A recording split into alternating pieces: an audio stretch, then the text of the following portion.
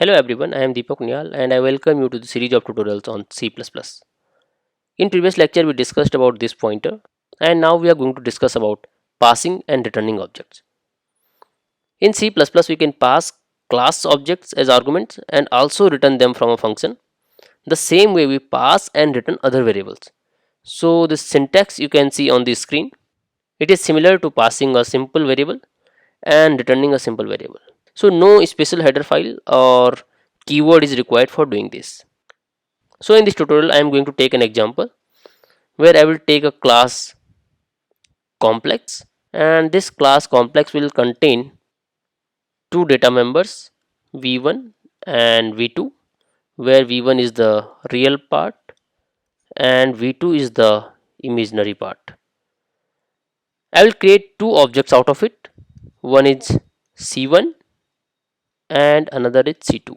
So first I will try to pass one of the object to a function and then add the data members of both the objects and finally return an object. So let us see the demo of it now.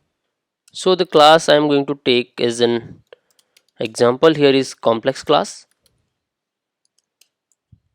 Close this with a semicolon.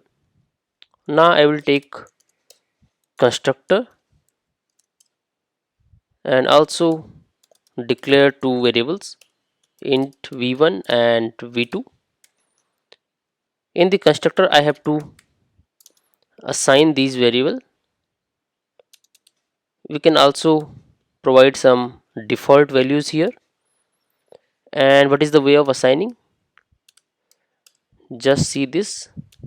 Is it correct?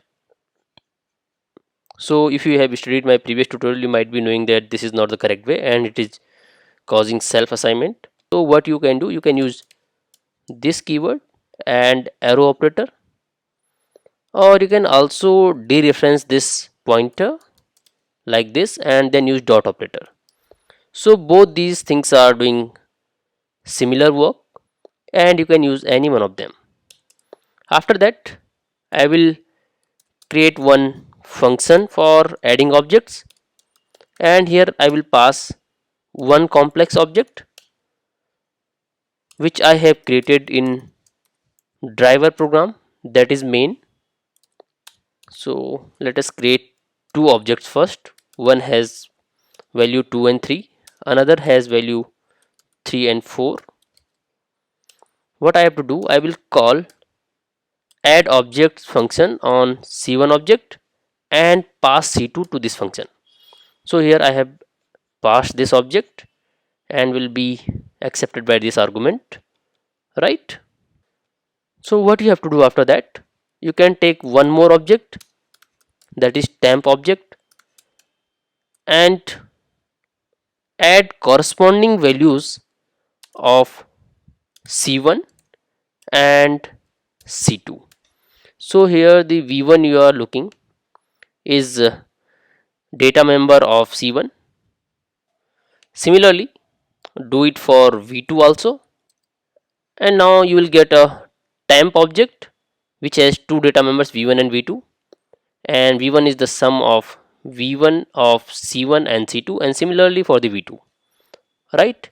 Finally you can return this object like this, similar to other variables, but you have to provide some return type here, and that is complex in this case.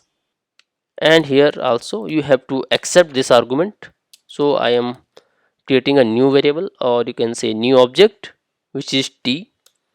Finally you can print the values of data members of t1 and make some formatting here. So this is how a complex object look like, right? So everything is fine here, but one thing that might cause some issues is this private keyword, because we are trying to access v1 and v2 here and these variables are private. So just comment this out, although this is not recommended, but for this case I am doing it for simplicity. Otherwise you can create two functions, get v1 and get v2, which will return the private values, and these will return v1 and v2.